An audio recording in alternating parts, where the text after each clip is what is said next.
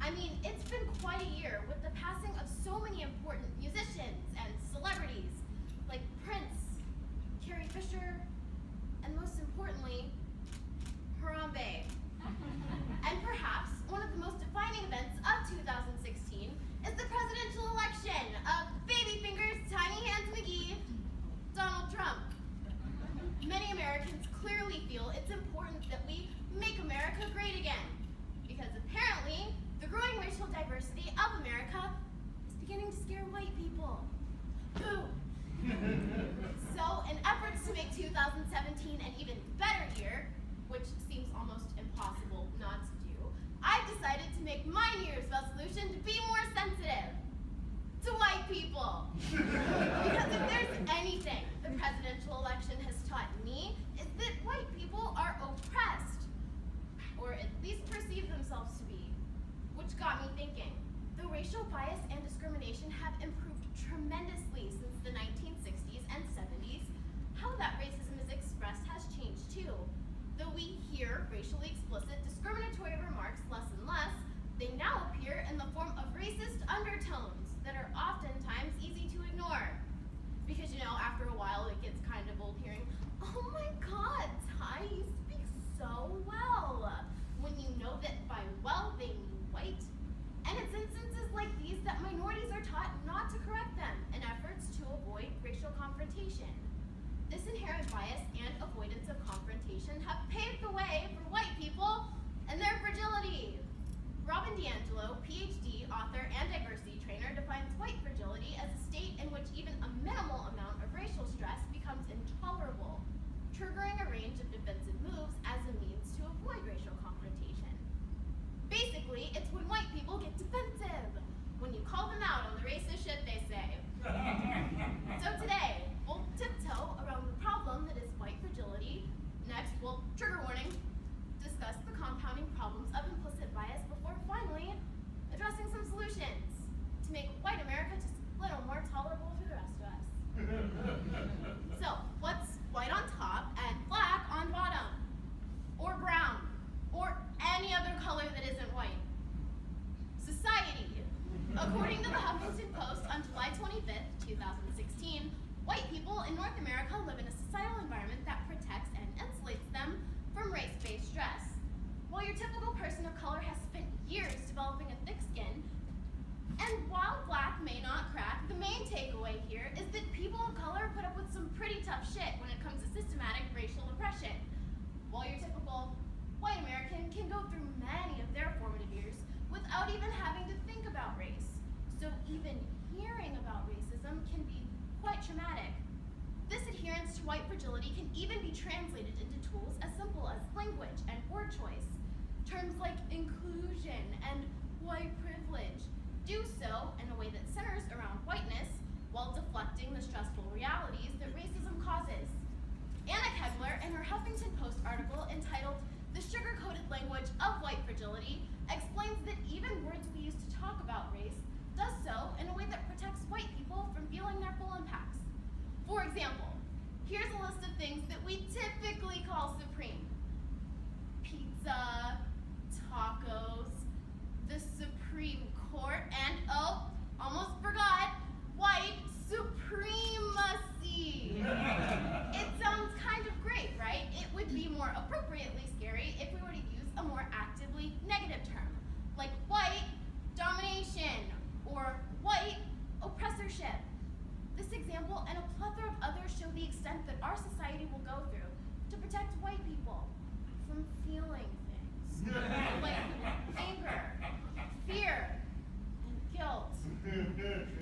Wow, being white must be so difficult. And at this point in the speech, some of you are probably questioning this topic's relevance to you. What with you being at Night Before Nationals, listening to interpreters and speakers of color, me and Fabian, demonizing you for being white. And in response to this, I'm going to tell you the last thing I told my ex-boyfriend before I dumped him. If you feel the need to deflect my dissatisfaction, whether that be in the bedroom or society, know that you're probably a part of the problem. And like him too, you're probably being fragile, white, and fragile.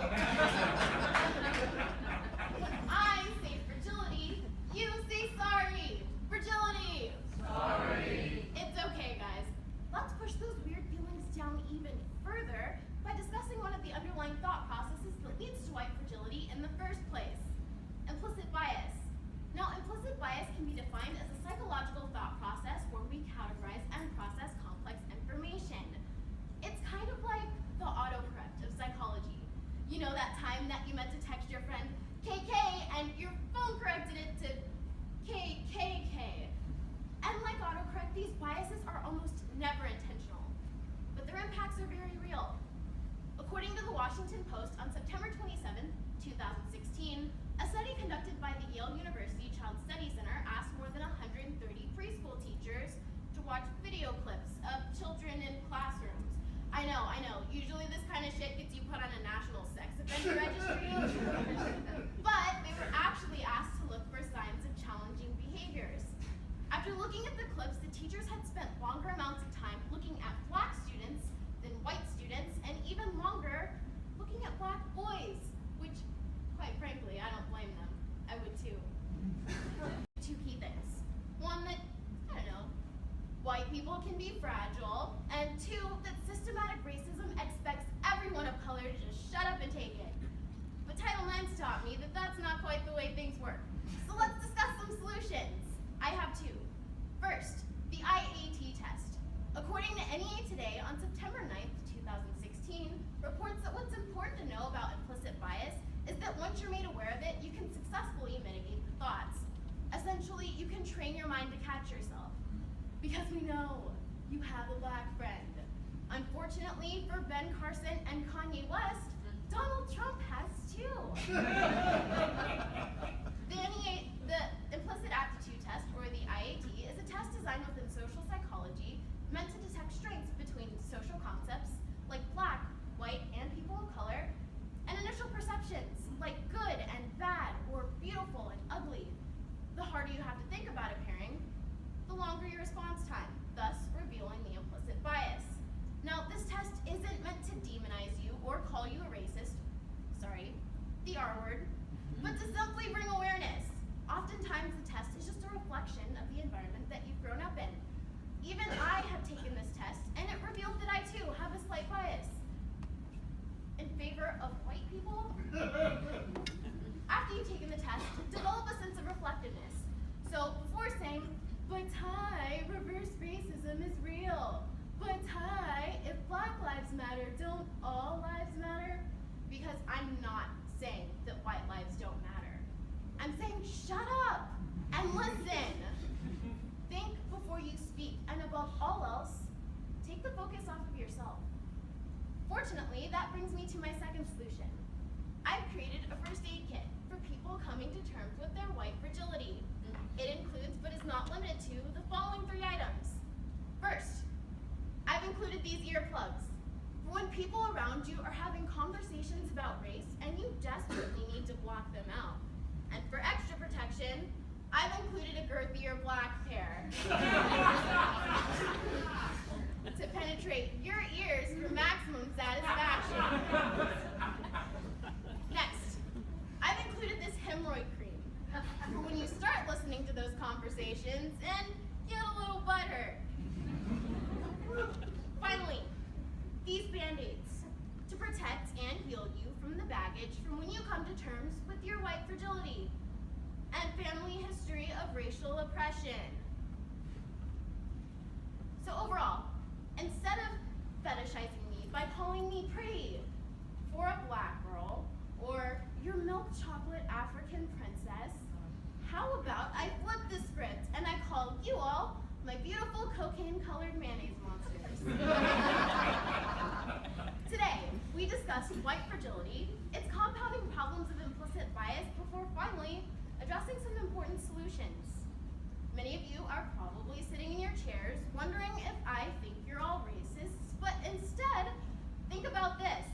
How it's funny that people of color are often demonized and classified as ghetto, illiterate, or thugs, and instead of focusing on that injustice, many of you are still stuck on the fact that I lumped all white people into a singular negative category throughout